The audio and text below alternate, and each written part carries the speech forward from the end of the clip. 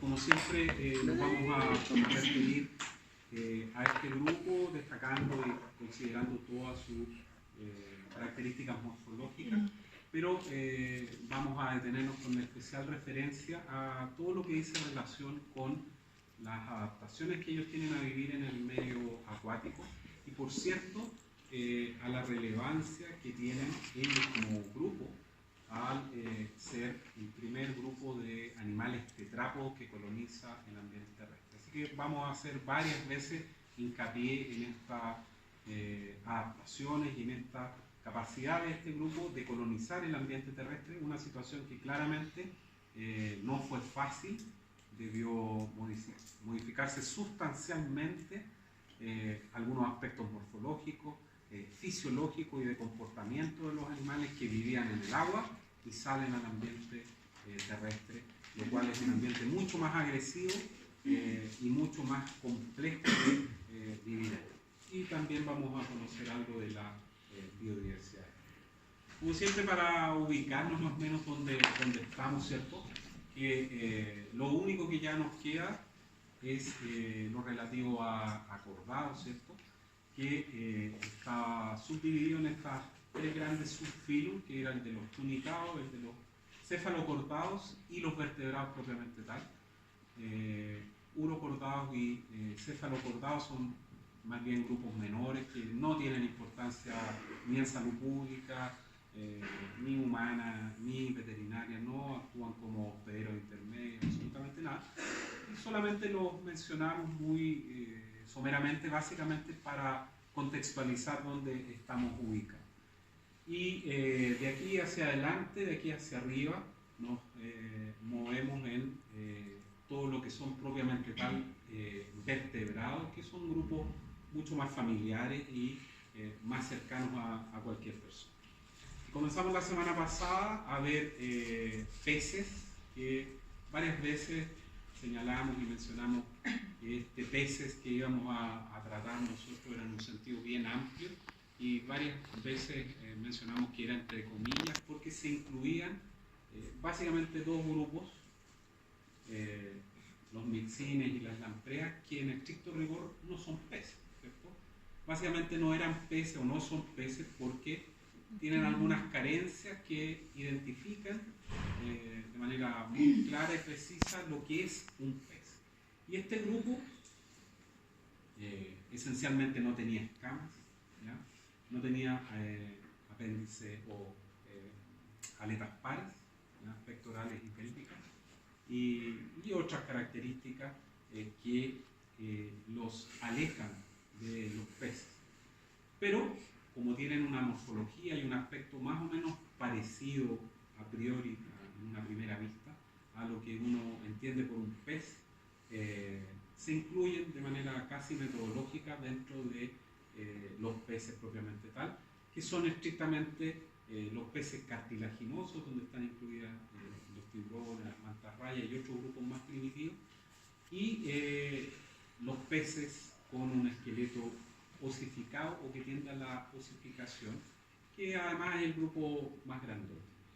Y desde aquí, desde este grupo, se produce un fenómeno desde el punto de vista evolutivo muy interesante porque a partir de las aletas pares, pectorales y pélvicas, en millones de años, por cierto, se van a comenzar a formar progresivamente las extremidades anteriores y posteriores de todos los tetrápodos que van desde ahí hasta el fin. ¿Por qué se produce esta colonización del ambiente terrestre? Nadie estaba ahí para tener la respuesta exacta, pero evidentemente se produce o hay una serie de hipótesis que intentan explicarlo, que habrían quedado atrapados allí, búsqueda de nuevos ambientes, búsqueda de nuevos hábitats, con lo cual se obtiene un mayor número de presas, etc. Pero lo concreto y lo inequívoco es que se coloniza el ambiente terrestre por estos grupos, inicialmente por los anfibios. ¿Cuáles son las características de los anfibios? Esencialmente que respiran a través de pulmones, branquias y a través también de la piel, que es húmeda. Y básicamente vamos a explicar por qué se produce esa característica tan disímil, tan amplia de la respiración. Recuerden ustedes que estos grupos respiran a través de branquias, porque son organismos acuáticos, ¿cierto? Una branquia es un pulmón, entre comillas, y que en definitiva este órgano extrae oxígeno desde el agua. El pulmón hace lo propio, pero en el aire, ¿cierto? Así que hubo que modificar esa modalidad de respiración porque una branquia no funciona en el ambiente terrestre, ya colapsa. Así que nos queda, hoy día a mirar anfibios y nos queda dar una mirada a reptiles y aves que están juntas, ¿cierto? Básicamente por la cercanía evolutiva que ellas tienen, y finalmente los mamíferos, que es bastante poco lo que nos queda. Aquí está esquematizado en estos diagramas más o menos la evolución que han tenido, o a partir de las estructuras morfológicas que permitieron la evolución de las extremidades anteriores. ¿Ya? Recuerden ustedes, las aletas pectorales y las pélvicas, que progresivamente, y cuando digo progresivamente me refiero a millones de años, o sea, no es que haya sido una situación de un fin de semana para el día lunes, más o menos, no. Una cosa en millones de años donde progresivamente una aleta con características de ella va originando huesos que progresivamente en el curso de la evolución de estos grupos van haciéndose cada vez más fuertes y cada vez más funcionales en el ambiente terrestre. Ahí hay reales, lo que son esquemas, son suposiciones de lo que piensan los científicos que debió haber pasado. Y hay algunos esquemas aquí, algunos fósiles, digo, reales, respecto de las características de estos primeros anfibios. Y tal como vamos a ver que en uno de los fósiles más antiguos de aves que se conocen, el organismo que quedó impreso en estas piedras presenta características reptilianas, de reptiles, pero presenta una característica inequívoca de las aves, que es la presencia de plumas. También parecía en esa misma línea, que es que estos organismos presentan extremidades a partir de las aletas pares, presentan una conformación ósea característica, pero lo más distintivo es que presentan, estos fósiles que se han encontrado, presentan escamas de los peces. Entonces, claramente uno pudiese suponer que son organismos que están a medio camino en la evolución, ya tienen extremidades, ya son tetrápodos propiamente tal, pero conservan las escamas. Aquí hay también un esquema de lo que se supone era un organismo anfibio, ¿ya? Y estos primeros anfibios de organismos que colonizaron o vivieron en estos dos ambientes tenían por lo menos unos 340 millones de años, es decir, mucho tiempo desde el punto de vista geológico. Y ahí está el nombre, el Lequistiostera, que es uno de los primeros fósiles que se encontró. Pero el año 2006 en Canadá se descubrió otro fósil, que es esta representación, el Tiktaalik, que aún tiene más años, ¿ya? Unos 375 millones de años está datado este individuo que se encontró, como les comento, en Canadá en el año 2006. Y estos organismos presentaban ya extremidades, pero presentaban escamas, lo cual recordaba el pasado, el origen común o la evolución a partir de un organismo que es único. ¿Cuáles son las principales características que presenta este grupo que permiten de alguna forma definir a los anfibios? Presentan pares, presentan pulmones, pero también presentan respiración cutánea y presentan un corazón con 3 cavidades cardíacas. Recuerden ustedes que los peces tienen solo 2, pero los anfibios, específicamente los adultos, tienen 3. Y vamos a ver que los estados juveniles, los renacuajos de anfibios, tienen también 2, lo cual de alguna forma los asemeja y los acerca más a los peces que a los papás anfibios, ¿ya?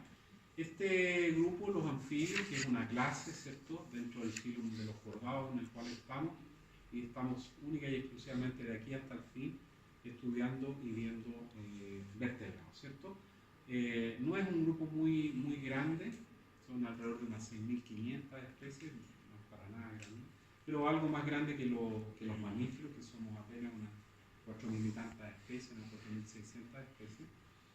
Y está subdividido en 3 órdenes, que son los Gymnophionas, los ápodos, que se han conocido como Cecilia, que es una especie o con un aspecto parecido a lo que es una serpiente, por llamarlo de alguna manera, y que es un grupo bastante pequeño, con unas 173 especies, preferentemente de ambientes tropicales, de los bosques tropicales húmedos, donde por lo general permanecen gran parte del tiempo enterrados en el suelo del bosque y allí viven, probablemente aprovechando la alta humedad que allí hay.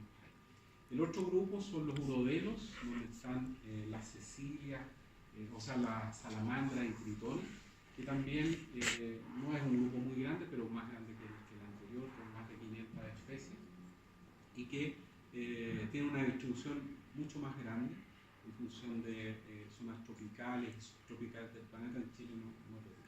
Y el grupo más grande son los anuros o salientas, donde están las ranas y sapos, que son más de 5.400 especies, que es probablemente el grupo más familiar, más conocido. Y hay otro grupo que es ya un grupo extinto que no tiene representantes en la actualidad. Este grupo tiene algunas particularidades que ya las he comentado, ¿cierto?, y que son básicamente las que están descritas allí.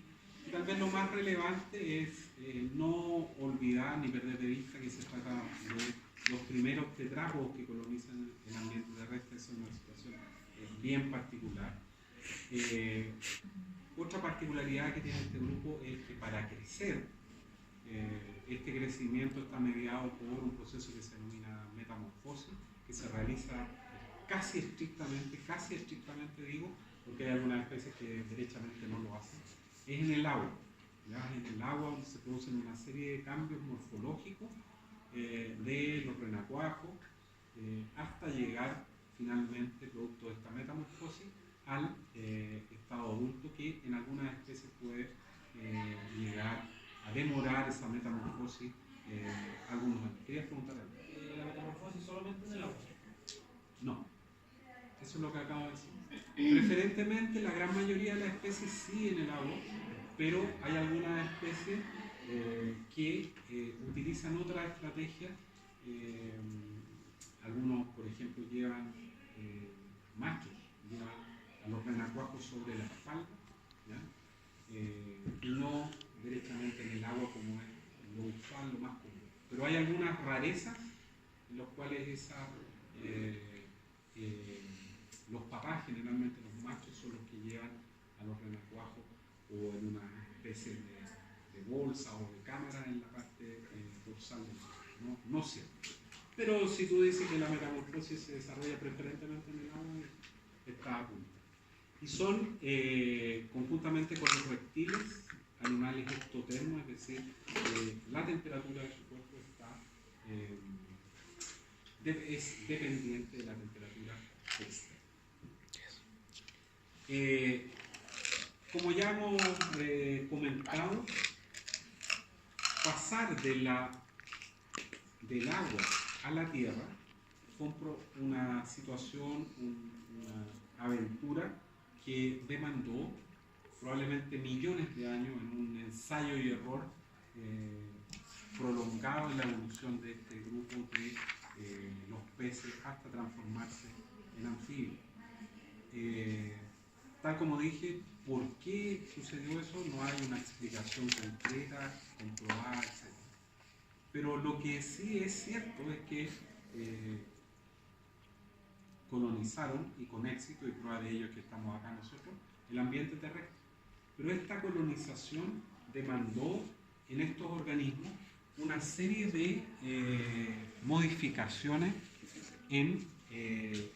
tanto en el aspecto morfológico, me refiero a la musculatura, todo el esqueleto de estos organismos debió sustancialmente modificarse porque moverse en el ambiente terrestre es mucho más complejo que moverse en el agua.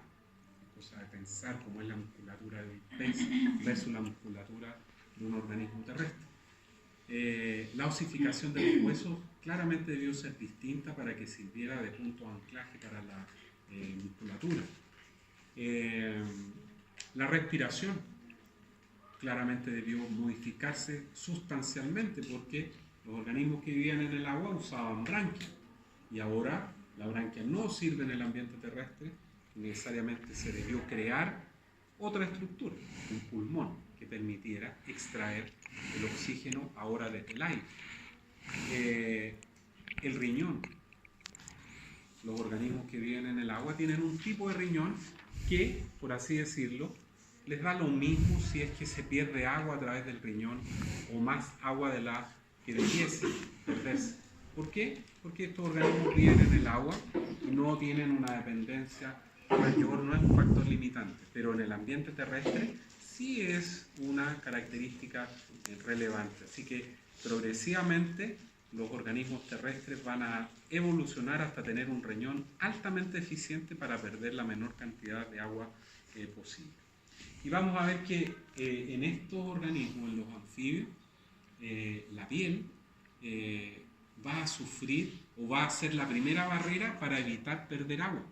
Pero en estos organismos todavía no alcanza la complejidad y la eficiencia que va a alcanzar, por ejemplo, los reptiles, que son un grupo eminentemente terrestre, aunque algunos de ellos vivan en el agua.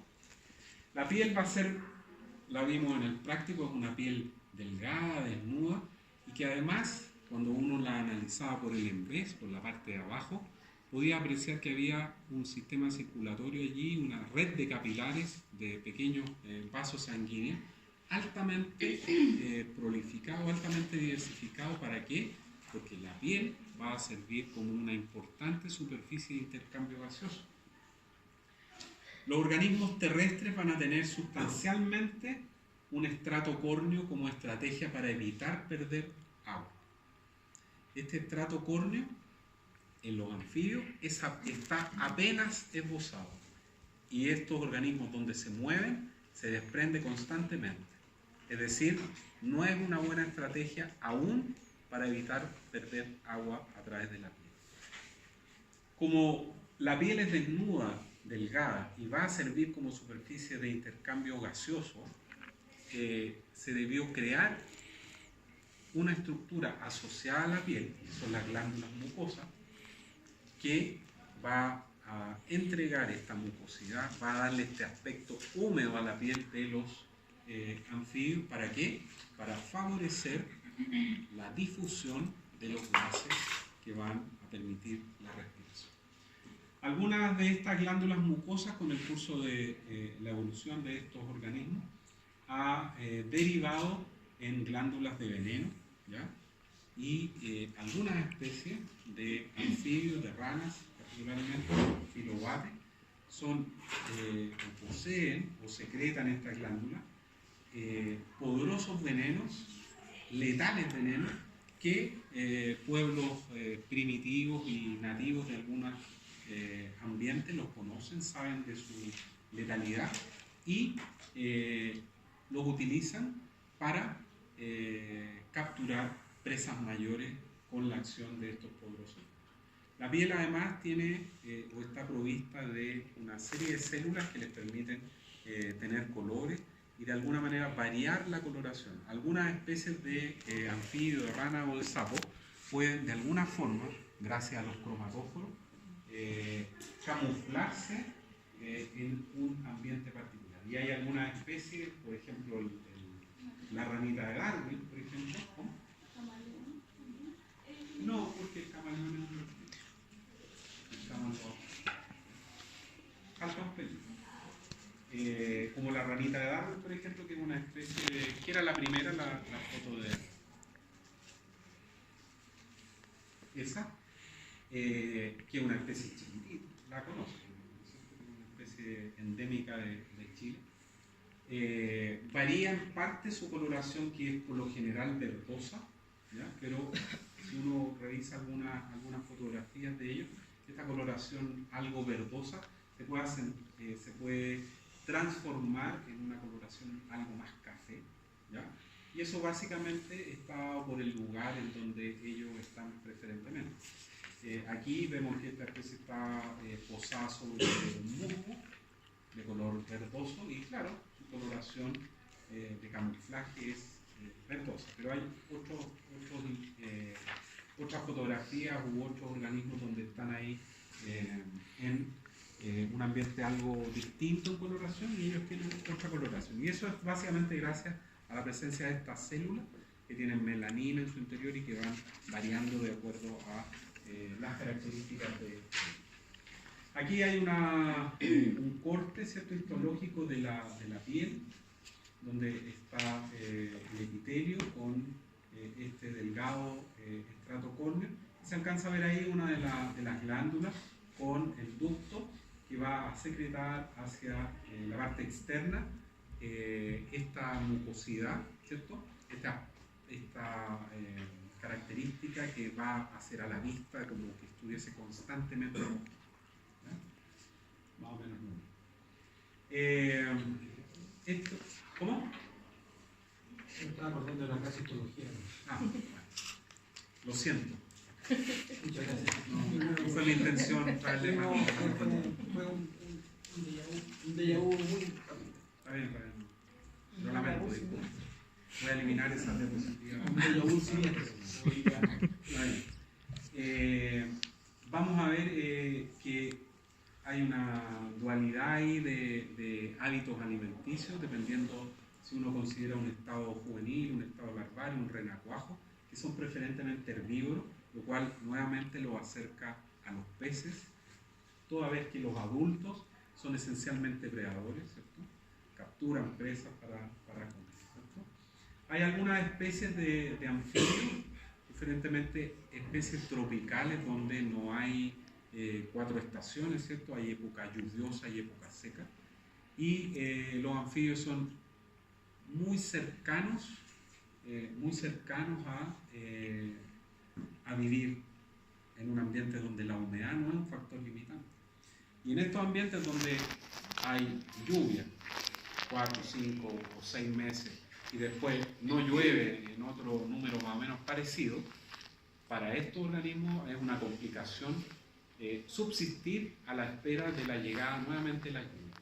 Pero los organismos han desarrollado estrategias que les permiten sobrellevar esta característica climática, y algunas especies construyen, tal como vimos con estos peces pulmonados, que estaban representados en África, Sudamérica y Australia, ¿se recuerdan?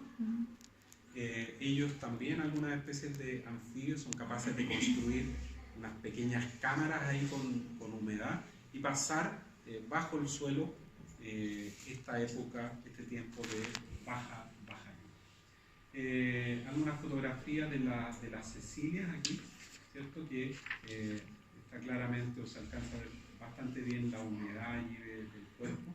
Una salamandra de la misma característica. Por lo general, o muchas especies de salamandras son de colores bien vistosos, al igual que algunas ranas y sapos, lo que en términos biológicos se denomina colores de advertencia. Tal como el semáforo rojo es una advertencia que usted debe detenerse, ¿cierto? En estas especies pasa algo parecido. Deben detenerse los predadores de capturarlo,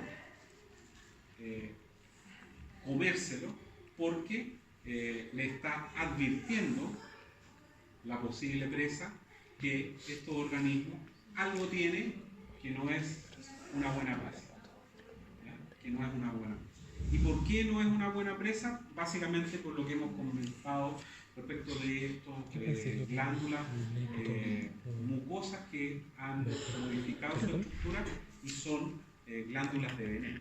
Entonces la piel de algunas especies de salamandra está o es rica en venenos, lo cual al gusto, al sabor, y más que al sabor y al gusto, sino que la viabilidad del comedor se pone en riesgo y los animales aprenden. Los animales aprenden que una presa que tiene estos patrones de coloración no son o no deben comer, ¿ya? Deben mantenerse alejados. Y hay un documental bien claro, que no recuerdo de qué, Landí o de alguna de estas cosas, donde una rana toro, una rana grandota de un buen tamaño, se come una de estas salamandras y ¡pum!, se la traga, y después de algún tiempo, que no recuerdo cuál es, comienza la salamandra a salir del interior de la boca de la rana, y la rana está muerta. Y el bicho está como si nada. Y sigue posteriormente su camino. Aquí no ha pasado absolutamente nada. ¿Ya? Así que estos colores de advertencia sugieren, le dicen al predador: no se meta conmigo porque puede salir perjudicado. Y los animales, como les comentaba, aprenden eso, ¿ya? Y saben que no tienen que capturar este tipo de cosas. Probablemente con alguna descendencia chilena, algunos animales aprenden eso y se aprovechan de esas circunstancias e imitan colores de advertencia y no tienen nada con la cual defenderse para que un predador no los consuma, ¿ya?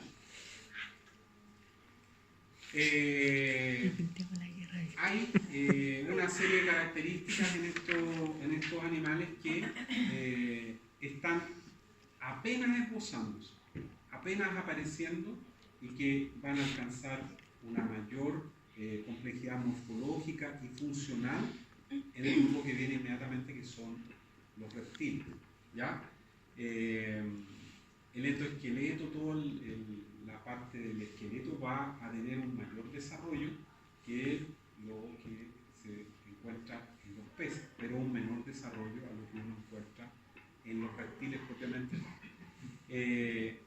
Van a tener dientes minúsculos, ustedes los vieron en el práctico, y esos dientes son no funcionales, es decir, estos dientes no van a contribuir en nada a la digestión mecánica del alimento, razón por la cual los anfibios van a deglutir su alimento, aquellas especies que son predadoras, como la gran mayoría de los anuros, las ranas y sapos, van a deglutir prácticamente completa su presa, y allí van a tener que desarrollar algunas estrategias que lo vamos a ver a continuación. Aparece apenas esbozado el esternón, el cráneo y la primera vértebra tiene estos dos condilos, lo cual va a liberar el movimiento del cráneo, una situación que va después a ser distinta y mejorada en los reptiles, que van a tener solo un condilo, van a tener un cráneo mucho más movedizo, y también va a encontrarse una diferencia respecto al número de dedos que van a estar presentes en las extremidades anteriores y posteriores, y con la particularidad de que las extremidades posteriores van a ser mucho más grandes, particularmente en los anuros, mucho más grandes y con una musculatura desarrollada, y que les va a permitir saltar, pero a su vez va a estar provista una membrana entre los dedos de las extremidades posteriores, la membrana interdigital, que va a favorecer el desplazamiento en el agua. Estos organismos, los anuros en términos generales, particularmente ellos, tienen una boca grande sin dientes y que debe esta característica probablemente al hecho de que tragan las presas sin masticarlas, ya que no tienen dientes. Tienen, como vimos ahí en el práctico, una lengua que por lo general tiene cierta mucosidad, toda vez que ellos son predadores. Y la lengua además tiene esta característica de estar pegada al revés de la nuestra. La nuestra está pegada por la parte posterior y libre en la parte anterior. En los anuros es exactamente al revés, ¿ya? ¿Y eso por qué? Porque hay algunas especies que sacan la lengua y la utilizan como una superficie gracias a esta mucosidad que tiene para capturar una presa. No al nivel que se observa en algunos camaleones, como dice su compañera allí, que la lengua, además de salir extremadamente rápida, proyectada, tiene una longitud que muchas veces alcanza el tamaño del cuerpo e incluso lo supera, ¿ya? Pero acá no alcanza esas dimensiones la lengua, pero de igual manera en algunas especies es evertible y presenta estas características de esta mucosidad para atrapar allí las presas. Aquí hay una situación bien interesante y que explica o está relacionado con el hecho de la deglución de las presas casi completas, por no decir completa, que es la secreción de ácido clorhídrico en el estómago, ¿ya? Y eso básicamente está explicado porque el ácido clorhídrico más las enzimas digestivas van a ser vitales para triturar, entre comillas, el alimento y que éste se degrade y pueda ser absorbido por el intestino. Recuerden que ellos tienen cloaca, ¿cierto? Y el aparato digestivo a través del recto va a ir a desembocar en una zona específica de la cloaca que es el crócone. El hígado y páncreas van a estar bien esbozados y van a tener también una participación no menor en cuanto a la degradación del alimento. Esto ya más o menos lo vimos en el práctico, ¿cierto? Con las distintas estructuras que componían todos los órganos internos. Los pulmones pudimos ver que eran unas estructuras, era literalmente un saco, ¿cierto? Bien pequeñito, y que explica o explicaría que claramente los pulmones necesitan ayuda para los requerimientos de oxígeno que esta especie demanda. Y eso va a ser entregado por el en vez de la piel del tegumento, que como pudimos ver en el práctico, cuando disectamos allí, la parte inferior de la piel está altamente vascularizado para servir como una superficie de intercambio gaseoso. Esto también lo vimos, ¿cierto? Con la lengua, con estas características que ya comentamos. La trompa Eustaquio, que es la especie que nosotros disectamos, solo tenía una abertura, ¿cierto? Y que va a comunicar la cavidad bucal con el oído medio. Las coanas arriba, ¿cierto? Que van a comunicar la cavidad bucal con las fosas nasales. Y aparece por primera vez esbozado el órgano de Jacobson o vómero nasal, que en este grupo está apenas esbozado, es rudimentario. ¿Dónde va a alcanzar su máximo desarrollo, su máxima expresión? En el grupo que viene inmediatamente, que son los reptiles, donde este órgano, el órgano vómero nasal, va a servir de manera notable a estos organismos para detectar sus presas, toda vez que la lengua va a salir y va, entre comillas, a oler el medio ambiente, algunas partículas que vienen allí, para detectar y oler y saber del gusto de una presa. Recoge la lengua, la cual se va a dosar sobre el órgano vómero nasal, el órgano de Jacobson, y el reptil va a poder oler el medio ambiente. La gran mayoría de los reptiles, porque los cocodrilos no tienen órgano de Jacobson. Y aquí está esbozado algo que sucede también con estos organismos, con los anfibios, particularmente los anuros, que es, aunque como ellos no tienen dientes, ¿cierto?, degluten las presas que ellos capturan, insectos u otro tipo de organismos de ese tamaño, de ese calibre, prácticamente completo. Y mencionamos en el práctico que los ojos, que son bastante grandes en los anuros, ayudan a la devolución proyectándose. No es que mastiquen con los ojos ni nada que se le parezca, sino que los ojos se proyectan hacia el interior de la cavidad bucal y favorecen la deglución. No vayan a pensar que mascan con los ojos. ¿Ya? ¿Qué más nos queda acá? La glotis y la entrada al esófago de esto. ¿Ya? Aquí hay algunas también cercanía, o se hace un recuerdo respecto de lo que sucede con los estados juveniles, con los renacuajos, con estos estados larvales. Que al estado juvenil, los anuros, los anfibios, tienen branquias. ¿Ya? Nuevamente, recordando el pasado de los peces, o la mayor cercanía con los peces de este grupo. ¿Ya? Incluso en algunas especies las branquias están cubiertas para proteger por un pequeño operculum, igual que en los peces. ¿Ya?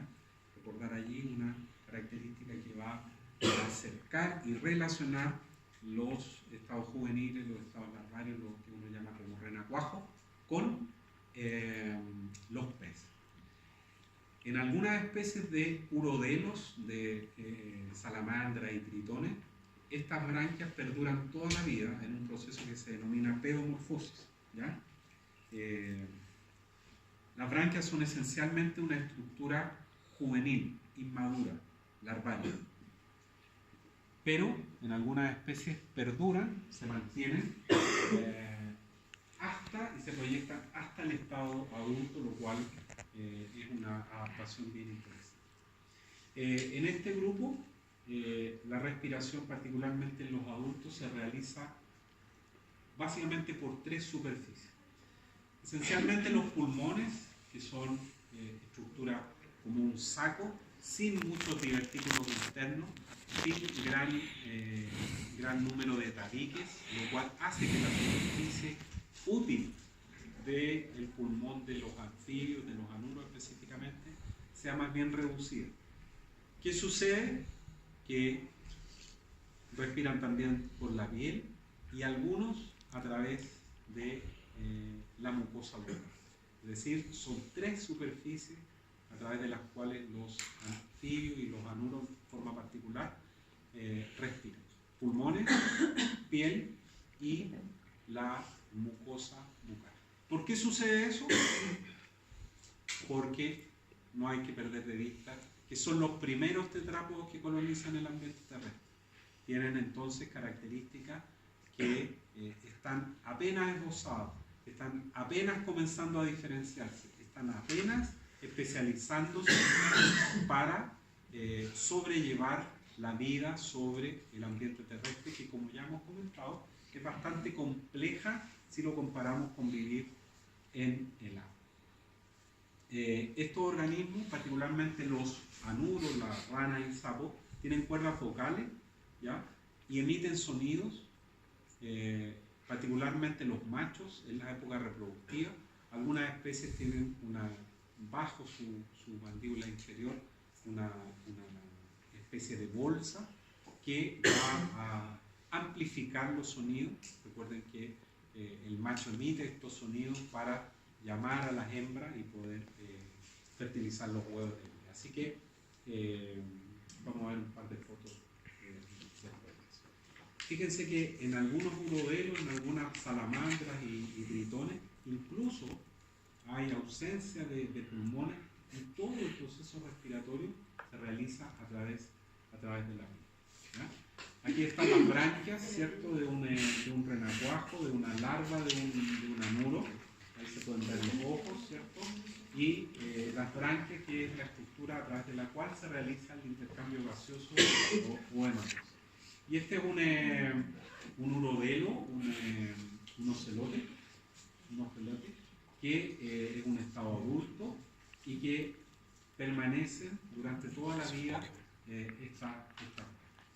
esta fotografía es bien interesante, estos esquemas son bien interesantes porque se pone en evidencia, queda de manifiesto que el proceso respiratorio en estos organismos es un proceso costoso desde el punto de vista energético. ¿Ya? Está claro aquí, ¿cierto? ¿O no? No. Era para que despertara. Hemos comentado ahí en el práctico, que nuestro proceso respiratorio es prácticamente sin gasto de energía. Sin gasto de energía. Si uno se coloca las manos sobre la musculatura intercostal, qué sé yo, prácticamente no denota un gasto de energía ni una respiración que esté involucrando el consumo de energía en nuestro cuerpo, que como hemos señalado en más de una oportunidad, los animales tratan al máximo de ahorrar energía. Lo mismo que mi hijo que siempre eso sucede. ¿Cuál es una buena práctica? El problema es que el hambre no se les pasa nunca, ¿ya? Pero bueno, esa harina es otro costo. Y por eso aquellas que tienen hijos pequeños, ¿cierto? Señoras, señoritas y caballeros que tienen hijos pequeños, siempre uno escucha en esta época de invierno con altos niveles de contaminación en nuestra ciudad, que hay que estar muy atento cuando una guagua pequeñita, ¿cierto? Si se le hunde el pecho, si es que se le marcan las costillas, y cuando ese tipo de sintomatología ocurre, rápidamente los papás de la guagua asistan, concurran a un centro asistencial, porque esa es una situación delicada, porque ahí el niño está gastando un alto porcentaje de energía porque no está pudiendo respirar como es la normalidad, está gastando energía para hacerlo. Y este bicho que está ahí, no lo vamos a comparar con una guaguita, lógicamente, pero está gastando energía al minuto de respirar, y que es lo que vamos a explicar ahora. Fíjense que esto tiene letras A, B, C, D, ¿cierto? Y en la A, cuando este bicho ingresa o hace ingresar aire a la cavidad bucal, ¿qué es lo que hace? Baja la mandíbula inferior. Ya inmediatamente hay un gasto allí de energía. Y fíjense qué es lo que pasa con la glotis y con los pulmones. La glotis está cerrada y baja la mandíbula, aumenta la superficie útil de la cavidad bucal, pero la glotis se mantiene cerrada. ¿Qué pasa en la B? Ahora la boca está cerrada, la mandíbula subió. ¿Para qué? Para forzar a que el aire que estaba a nivel de la cavidad bucal ingrese forzadamente a el pulmón, producto de la apertura de la glotis, y aquí ahora el pulmón se distendió, ¿cierto? Si lo comparamos ahí, acá. Llevamos a lo menos 3 eventos que hay gasto de energía. ¿Qué pasa acá? Fíjese que además hemos dicho que respiran a través de pulmones, respiran a través de intercambio gaseoso por la piel, pero algunas especies, particularmente el rana y el sapo, utilizan la respiración a nivel de la cavidad bucal, y aquí está demostrado que lo que pasa aquí: ingresa aire, baja la mandíbula, la glotis está cerrada, está el pulmón distendido allí para darle más tiempo para que los gases difundan la hematosis, y aquí circula el aire y vuelve a salir para poder favorecer la respiración pulmonar. Y aquí, ¿qué es lo que hace nuevamente? Una vez que ya los gases han difundido, abre la glotis y expulsa con la contracción del pulmón el aire hacia afuera, ayudado además de eso por movimientos de toda la parte ventral del cuerpo. Es decir, el proceso respiratorio en los anuros particularmente, y en los anfibios, no es un proceso fácil con escaso o nulo gasto de energía. ¿Y eso básicamente por qué ocurre? Por lo que ya hemos dicho varias veces, porque son el primer grupo que coloniza el ambiente terrestre y que está mejorando todo el aparataje, todo el funcionamiento para hacer un grupo altamente eficiente, como ya van a ser los reptiles después y obviamente aves y mamíferos. ¿Ya? Aquí hay un macho, ¿cierto?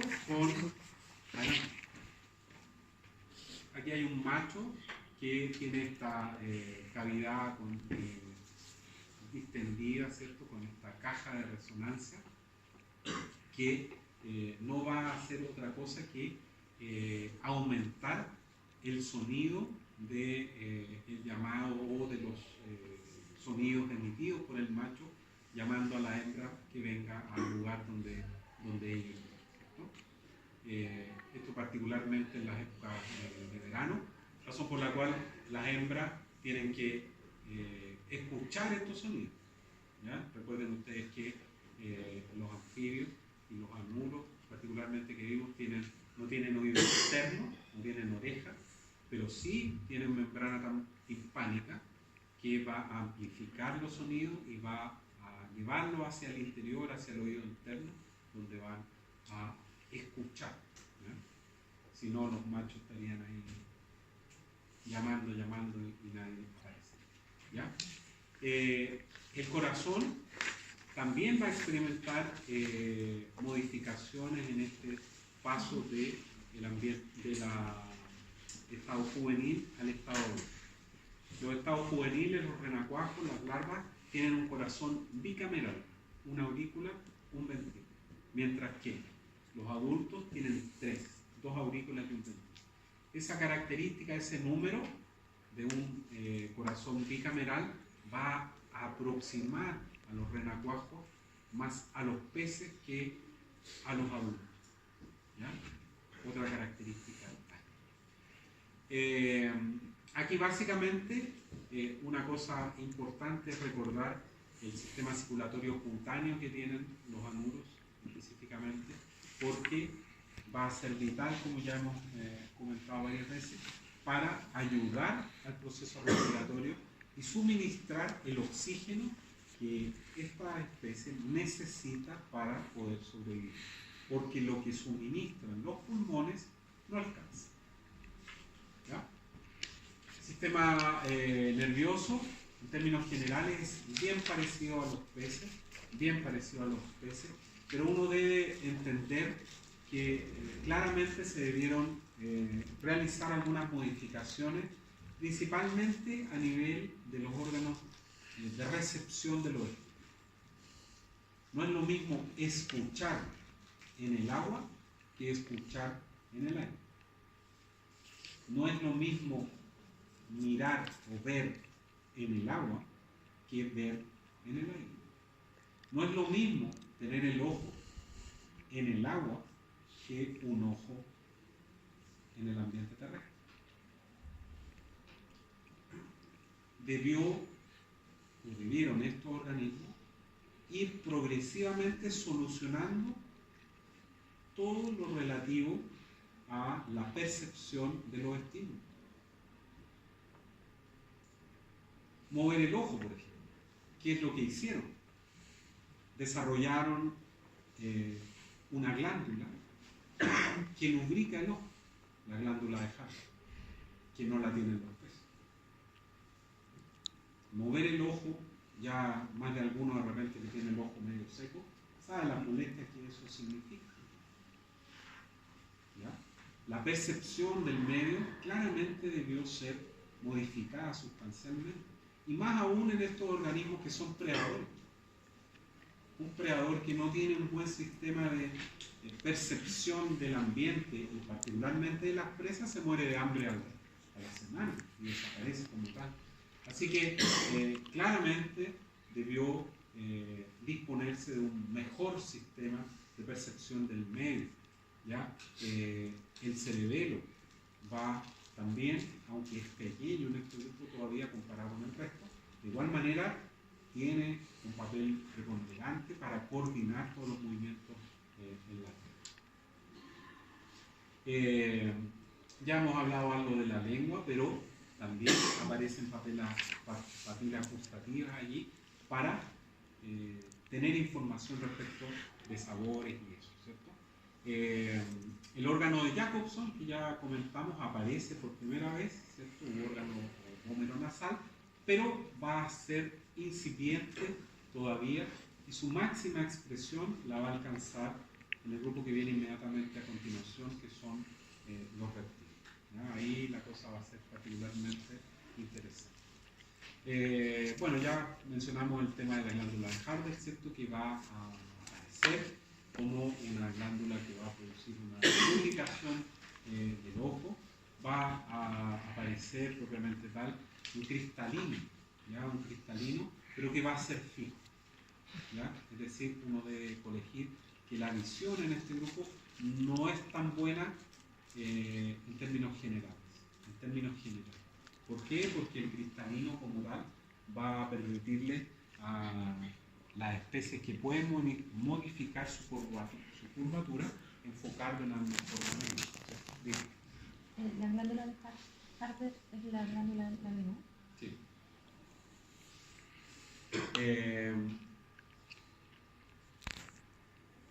No me acuerdo qué estaba diciendo. Bueno, la membrana timpánica, ¿cierto?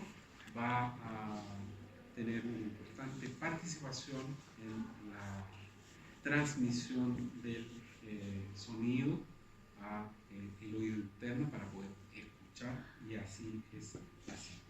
Y este grupo también se ha descubierto en los últimos años que tiene la capacidad, gracias a una estructura sensorial específica, que es la papila anfibiorum, que es capaz de detectar sonidos de intensidad o de frecuencia más bien.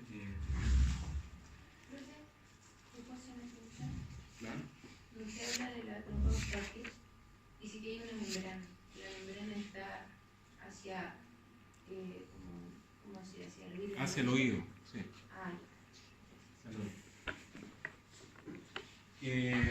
El riñón, recuerden ustedes que en los vertebrados vamos a tener tres tipos de riñón: pronefro, mesonefro y metanefro.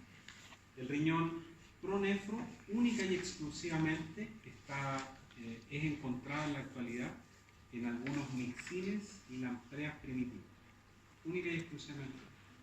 Todos los peces tienen mesonefro, todos los anfibios tienen mesonefro, y después reptiles, aves y mamíferos tienen riñón metanefro, que es, como ya hemos comentado, el riñón más eficiente, fundamentalmente ¿en qué? En evitar al máximo la pérdida de agua a través de la orina. ¿Por qué en reptiles, aves y mamíferos aparece o se desarrolla este riñón? Porque son coincidentemente organismos terrestres, ¿ya? Aparece también, o hay presencia de una vejiga urinaria, ¿cierto? Que se desarrolla a partir del piso de la cloaca. Y fíjense que, como también hemos comentado, que este grupo tiene